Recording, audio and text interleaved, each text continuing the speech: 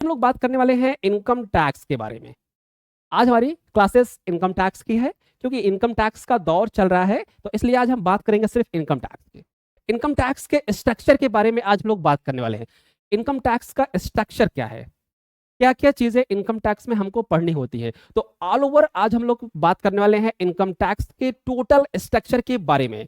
ये end of the book, इस पूरे डायग्राम में हम पूरे इनकम टैक्स को समेटे हुए हैं। तो आप सभी लोग ध्यान से समझिए कि इनकम टैक्स का पूरा स्ट्रक्चर क्या होता है, और इसी के साथ साथ आप सब्सक्राइब और लाइक जरूर करिएगा। थोड़ी सी हेल्प आप करिए और थोड़ा थोड़ा सहयोग करके एक बार बड़ा सहयोग करिएगा।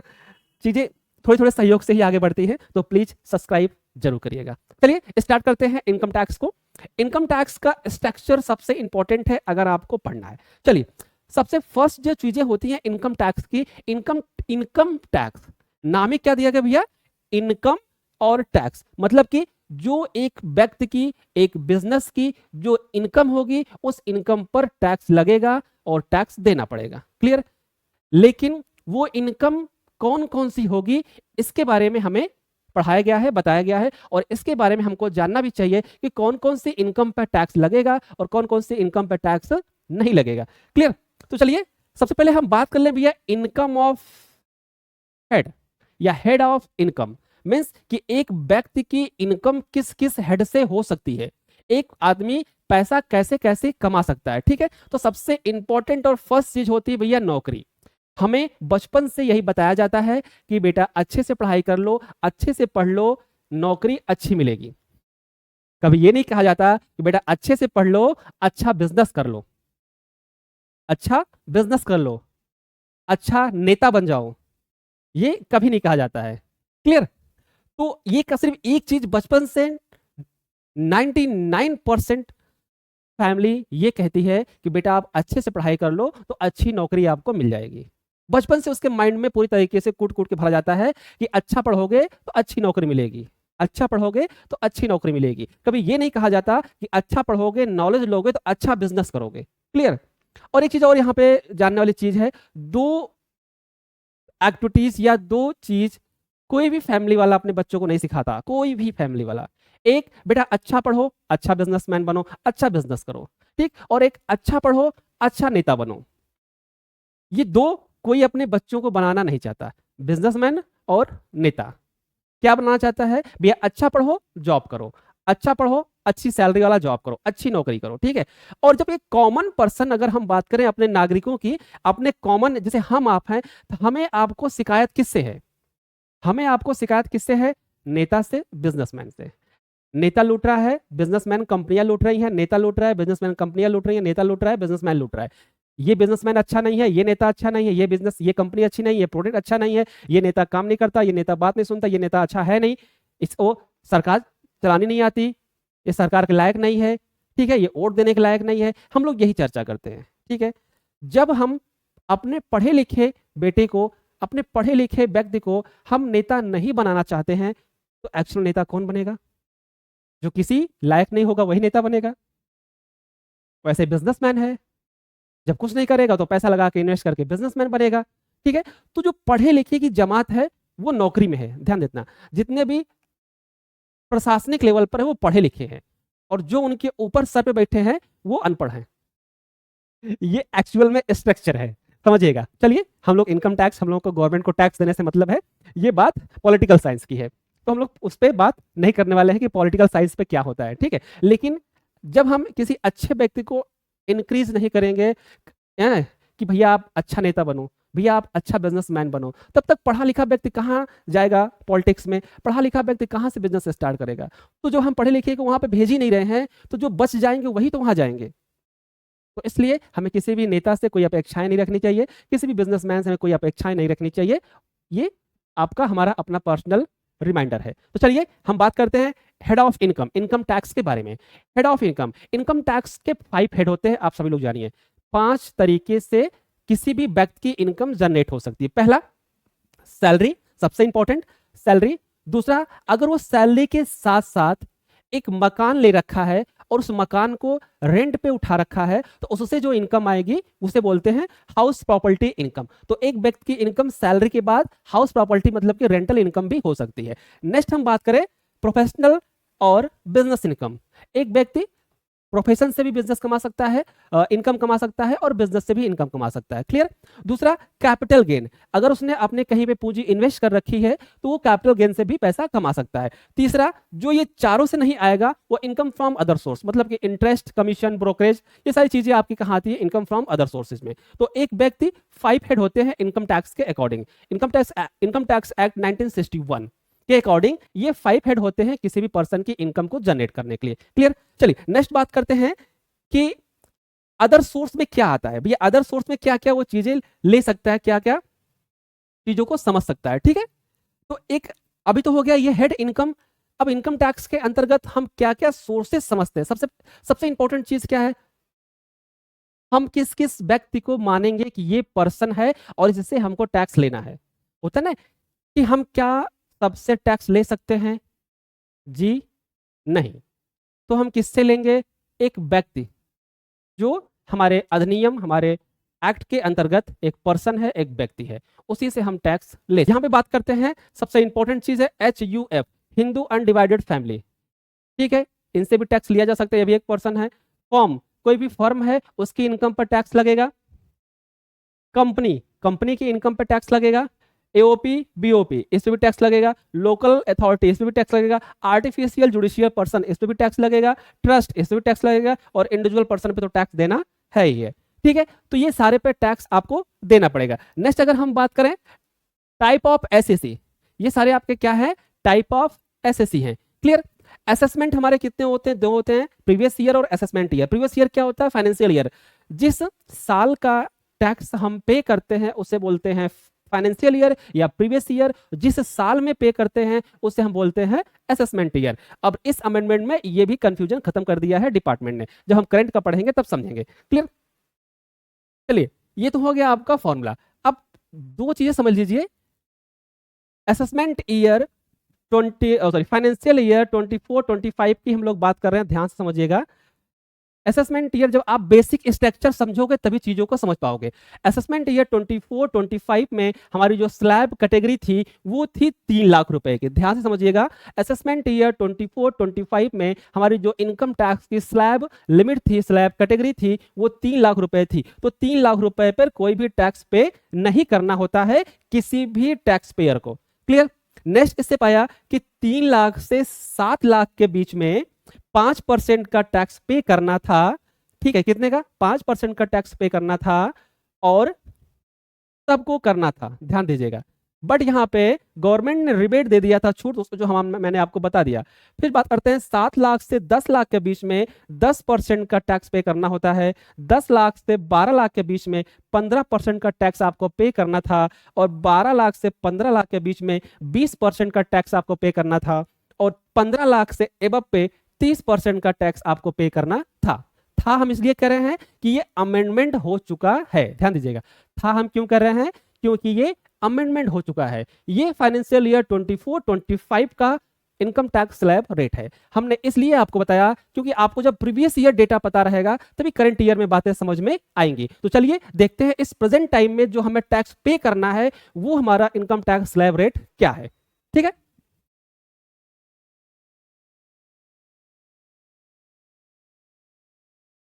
क्लियर दिख रहा है। चलिए हम लोग बात कर रहे हैं फाइनेंशियल ईयर 25-26 के बारे में, और हम ये बात कर रहे हैं, ध्यान से समझिएगा, हम लोग बात कर रहे हैं इनकम टैक्स स्लैब लिमिट की, स्लैब रेट की। एक्चुअल में इनकम टैक्स अमेंडमेंट के बाद जो स्लैब रेट चेंज हुआ उसके बारे में हम लोग बात करने वाले हैं। और ये स्लैब रेट से ही हमको इस प्रेजेंट टाइम के असेसमेंट ईयर में टैक्स पे करना है। मींस फाइनेंशियल ईयर 25-26 का जो टैक्स हम पे करेंगे वो इसी स्लैब के अकॉर्डिंग हमको पे करना है। तो चलिए हम देखते हैं कि हमारा स्लैब रेट क्या है और पहले क्या था हमने आपको बता दिया, और प्रेजेंट टाइम में क्या है उसके बारे में समझते हैं। तो इससे हमें आइडिया लग जाएगा कि क्या चेंज हुआ, कितना हमको टैक्स देना है कि नहीं देना है। चलिए देखते हैं। जैसा कि हमने आपको बताया कि आपको 4 लाख रुपए तक कोई भी टैक्स पे करने की जरूरत नहीं है। कोई भी टैक्स पे करने की जरूरत नहीं है किसी को भी। क्लियर? किसी को भी कोई भी टैक्स पे करने की जरूरत नहीं है। कब तक? जब तक आपकी इनकम 4 लाख या 4 लाख से कम है। नेक्स्ट है 4 लाख और 8 लाख के बीच में। 4 लाख से लेकर 8 लाख, मतलब कि 4 लाख 1 रुपए से लेकर 8 लाख रुपए तक अगर आपकी इनकम है तो आपको 5% का टैक्स पे करना पड़ेगा। कितने का? 5% का टैक्स आपको पे करना पड़ेगा। नेक्स्ट, 8 लाख से 12 लाख के बीच में अगर आपकी इनकम है तो आपको 10% का टैक्स पे करना पड़ेगा। कितने का? 10% का टैक्स पे करना पड़ेगा। और अगर 12 लाख से 16 लाख के बीच में अगर आपकी इनकम है तो आपको 15 लाख रुपए का 15% का टैक्स आपको पे करना पड़ेगा। और अगर 16 लाख से 20 लाख के बीच में आपकी इनकम है तो आपको 20% का टैक्स पे करना पड़ेगा। क्लियर? और अगर 20 लाख से 24 लाख के बीच में आपकी इनकम है तो आपको 25% का टैक्स पे करना पड़ेगा। और अगर 24 लाख से एबव आपकी इनकम है, एनुअल इनकम की बात हो रही है, एबव है, तो आपको 30% का टैक्स पे करना पड़ेगा। कितने का? 30% का टैक्स पे करना पड़ेगा। क्लियर? तो ये हो गया आपके प्रेजेंट टाइम का slab rate, income tax slab rate. Clear? अब हम अगर बात करें कि इसी स्लैब रेट से हमको टैक्स पे करना है, ध्यान दीजिएगा, जिसकी भी सैलरी जिस स्लैब में होगी वो अपना कैलकुलेशन कर लेगा। तो चलिए हम एक छोटा सा एग्जांपल से आपको समझाते हैं कि एक्चुअल में कैलकुलेशन कैसे किए जाते हैं। चलिए, इससे पहले सब्सक्राइब जरूर करिएगा आप लोग, थोड़ा सा सपोर्ट आप लोगों का जरूर चाहिए, क्योंकि बिना सपोर्ट के चीजें हल करना मुश्किल है। तो please subscribe this channel Diksha institute of accounting and taxation. चलिए हम लोग एक बेसिक एग्जांपल लेते हैं और उस बेसिक एग्जांपल से हम लोग अपने इस कैलकुलेशन को समझेंगे। और अगर आप देख रहे हो इस वीडियो को तो आप भी अपने पेन कॉपी लेकर अपने एग्जांपल के थ्रू मान लो कि अगर आपकी सैलरी इस स्लैब में आती है तो आपको कितना टैक्स पे करना पड़ेगा। चलिए हम मान लेते हैं आपकी सैलरी, ध्यान देना, आपकी बेसिक सैलरी 9,50,000 रुपए। ध्यान देना, जिसका भी इस कैटेगरी में डील होता होगा वो अपना ध्यान दीजिएगा। बेसिक सैलरी 9,50,000 रुपए है, एचआरए 2 लाख रुपए है, स्पेशल अलाउंस 1 लाख रुपए है, और टोटल मिला के ये सब छोड़ दो, टोटल समझो कि टोटल आपकी ग्रॉस सैलरी जो सीटीसी बोलते हैं, ग्रॉस सैलरी 12,50,000 रुपए है। जो सीटीसी बोलते हैं एनुअल सीटीसी आपका 12,50,000 रुपए है। तो ये एग्जाम्पल आपके लिए एग्जैक्ट है, परफेक्ट है। आप पेन कॉपी लेके नोट डाउन करिए। क्लियर? चलिए अब 12,50,000 अगर आपकी सैलरी है, इसमें से हम कैलकुलेशन कैसे करेंगे यहां पे आप देख सकते हैं। ओके, तो कैलकुलेशन क्या है ध्यान समझिएगा। सबसे फर्स्ट गवर्नमेंट ने आपको एक अच्छा सुनहरा मौका दिया है स्टैंडर्ड डिडक्शन का। स्टैंडर्ड डिडक्शन आपका 75,000 का डिडक्शन होगा। आप पेन कॉपी लेकर नोट कर सकते हैं। तो 12,50,000 में आपका माइनस हो जाएगा स्टैंडर्ड डिडक्शन 75,000 रुपए। क्लियर? 75,000 रुपए। तो आपका जो माइनस होने के बाद एक्चुअल आएगा आपका 11,25,000 रुपए। क्या आएगा? 11,25,000 रुपए।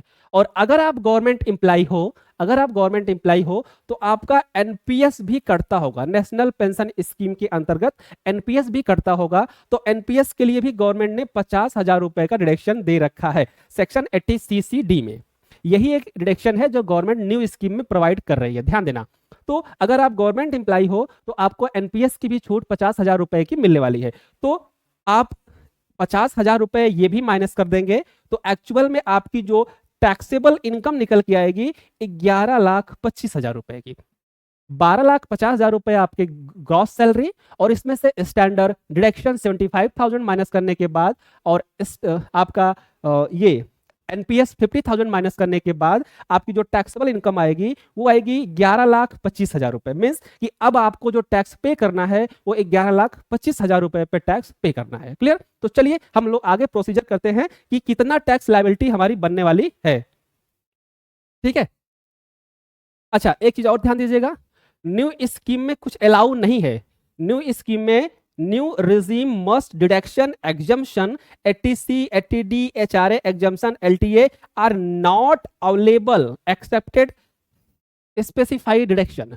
तो इस न्यू स्कीम में ना आपको HRA मिलने वाला है, ना आपको 80C मिलने वाला है, ना आपको 80D मिलने वाला है, ना आपको 80E मिलने वाला है। मीन्स कि आपको जो हाउस रेंट अलाउंस मिलता है वो नहीं मिलेगा, जो LIC पेंशन इंश्योरेंस का मिलता है वो नहीं मिलेगा, ना आपको LTA ट्रेवलिंग अलाउंस मिलता है वो भी नहीं मिलेगा, मतलब कुछ भी आपको डिडक्शन नहीं मिलेंगे। क्लियर? तो चलिए अब आते हैं अपने कैलकुलेशन में।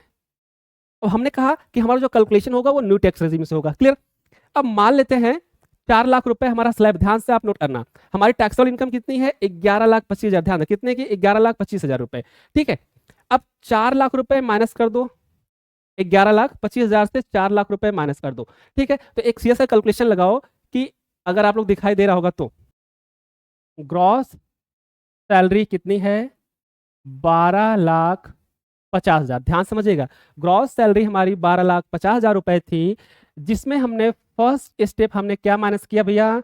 जल्दी बताइए, क्या माइनस किया? Standard deduction. ठीक है।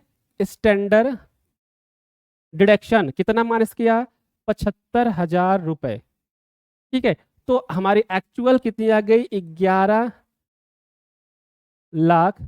ठीक है, 11,75,000। ठीक है, 11,75,000 आ गया। अब इस 11,75,000 में सेकंड हमको जो डिडक्शन मिला है वो 80CCD का मिला है। किसका? एनपीएस का मिला है। किसका मिला है? एनपीएस का। एनपीएस का कितना मिला है? 50,000 रुपए। कितना मिला है? 50,000 रुपए। तो एक्चुअल में हमारी इनकम कितनी हो गई? 11,25,000। एक्चुअल में हमारी इनकम कितनी हो गई? 11,25,000 रुपए। क्लियर। अब ये 11,25,000 क्या है? टैक्सेबल इनकम है। अब इस पे हमें क्या करना है? टैक्स कैलकुलेट करना है। ध्यान समझिएगा, जिसकी इनकम, जिसकी सैलरी सीटीसी 12,50,000 रुपए है, ये कैलकुलेशन उसके लिए है। 12,50,000 रुपए में हमें मिलता है स्टैंडर्ड डिडक्शन 75,000 का, जो माइनस किया जाता है। उसके बाद अगर आप गवर्नमेंट एम्प्लॉय हैं तो आपको मिलेगा एनपीएस।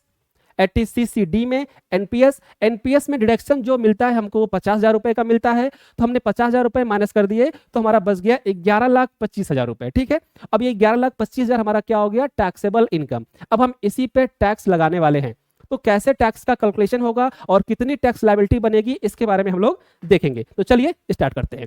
तो टैक्सेबल इनकम कितना है भैया? 11,25,000। ध्यान से समझिए, टैक्सेबल इनकम कितनी है? 11,25,000। ठीक है। फर्स्ट स्लैब क्या कहता है कि 4 लाख रुपए तक हमें टैक्स पे नहीं करना। ध्यान, 4 लाख रुपए तक हमको टैक्स पे नहीं करना है। तो हमने क्या कर दिया भैया? 4 लाख रुपए यहाँ पे माइनस करना है। 11,25,000 में 4 लाख रुपए पर हमें कोई टैक्स नहीं देना है। क्लियर। यहाँ पे टैक्स क्या है? 0 है, टैक्स नहीं लगेगा। ओके। अब जब हम माइनस करेंगे इसमें तो सेकंड स्टेप पे हमारी वैल्यू निकल के आएगी 7,25,000। कितनी निकल के आएगी? 7,25,000। ठीक है। अब सेकंड स्टेप कहता है कि नेक्स्ट 4 लाख पे हम 5% का टैक्स लगाएंगे। तो नेक्स्ट 4 लाख पे हम कितना परसेंट का टैक्स लगाएंगे? 5% का। तो इस 4 लाख रुपए का 5% कितना हो जाएगा? 20,000 रुपए। अब ये 4 लाख इससे क्या हो जाएगा? माइनस हो जाएगा। इससे क्या हो जाएगा? माइनस हो जाएगा। तो कितना बच जाएगा? डायरेक्टली कर लेते हैं। कितना बच जाएगा? 3,25,000। तो थर्ड स्टेप पे हमारा कितना बच गया? 3,25,000 रुपए। क्लियर। अब नेक्स्ट स्टेप कह रहा है कि नेक्स्ट स्टेप क्या आएगा भैया? 4 से 8 था, अब आएगा 8 से 16। ठीक, 8 से 12। तो अब यहाँ पे 8 से 12 का कितना परसेंट था? 10%। अब यहीं पे गेम समझना, इनकम टैक्स लोग गड़बड़ा जाते हैं। ये है 8 लाख और ये हमारा है 3 लाख। ये है 8 लाख, ये है 3 लाख। तो 8 लाख बड़ा है कि 3 लाख बड़ा है? 8 लाख बड़ा है। तो ये 8 लाख के अंदर 3,25,000 आएगा ना, तो यहाँ पे ये हम नहीं लिखेंगे। हम क्या करेंगे? सीधा सीधा 3,25,000 पे 10% लगा देंगे। 3,25,000 पे 10% लगा देंगे। क्लियर। तो ये निकल के आएगा कितना भैया? 32,500। कितना निकल के आएगा? 32,500। क्लियर। Game over. अब ये कैसे पता चला कि हमने सही कैलकुलेशन किया कि नहीं? सबसे पहले ये भी बात है, समझिए। 4 4 8 8 3 11 ऐसे जोड़ते हैं। जो ये वैल्यू हमने ली यही जोड़ते हैं। हमारी टैक्सेबल वैल्यू कितनी थी? 11,25,000 की टैक्सेबल वैल्यू थी। अब उतना वैल्यू आना चाहिए। तो 4 और 4 8 और ये 3 11 और ये 25, 11,25,000 बराबर कैलकुलेशन हुआ। अब आइए, अब हमारा टैक्सेबल कितना निकला? ये हो गया 20 30 50 52, 52,500। कितना आया? 52,500। और 52,500 का 4%। ठीक है। तो यहाँ पे निकाल लो भाई, 52,500 का 4%। ठीक है, 0 0 कैंसिल कर दो। 5 चौक 20, 4 दूना 8, 2 10 और 5 चौक 20, 1 21, 2100 रुपया। तो 52,000 प्लस 2100 ऐड कर देंगे तो कितना आएगा? 52,000 500 प्लस 2100, ठीक है, तो ये हमारा टैक्सेबल बन जाएगा।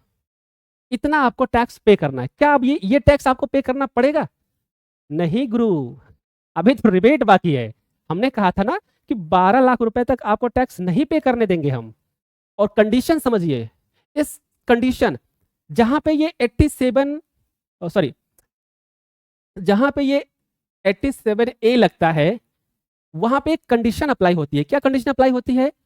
कि अगर आपकी टैक्सेबल इनकम 12 लाख रुपए से ज्यादा हो जाएगी, अगर आपकी टैक्सेबल इनकम मीन्स कि ये वाली 11,25,000 जो है, टैक्सेबल इनकम 12 लाख रुपए से ज्यादा हो जाएगी, तो ये 87A काम नहीं करेगा। मतलब कि इसका रिबेट फिर आपको नहीं मिलेगा।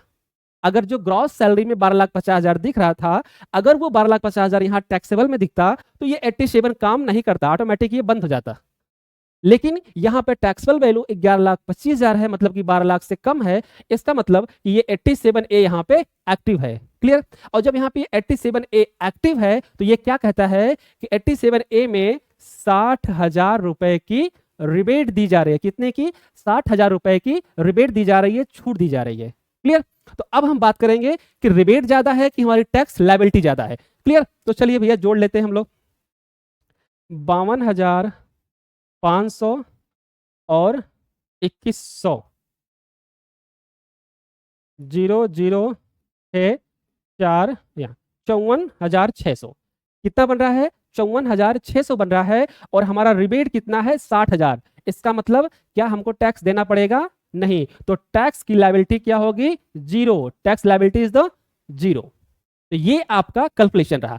जिसकी भी सैलरी 12 ग्रॉस सैलरी 12,50,000 रुपए तक है, उसको टैक्स नहीं देना है, जीरो टैक्स देना है। किसी प्रकार की टैक्स लायबिलिटी आपकी नहीं बन रही है। अगर गवर्नमेंट इंप्लाई है तो ध्यान देना, क्योंकि जो 50,000 रुपए का ये जो एनपीएस हमने ऐड किया, वो सिर्फ गवर्नमेंट इंप्लाई को मिलता है, प्राइवेट इंप्लाई को नहीं मिलता है। नेशनल पेंशन स्कीम का जो 80C का जो डिडक्शन है एनपीएस का, नेशनल पेंशन स्कीम का, वो सिर्फ गवर्नमेंट इंप्लाई को मिलता है, प्राइवेट इंप्लाई को नहीं मिलता है। तो इसलिए अगर आप मान लो 12,50 था, 50,000 माइनस कर दो, 12 लाख रुपए भी अगर आपकी सीटीसी है, तो आपको टैक्स पे करने की जरूरत नहीं है। और अगर आप गवर्नमेंट इंप्लाई हो, तो 12,75,000 तक भी अगर आपकी सैलरी है, सीटीसी है 12,75,000 रुपए तक भी, तो आपको कोई भी टैक्स पे करने की जरूरत नहीं है। ये रहा कैलकुलेशन।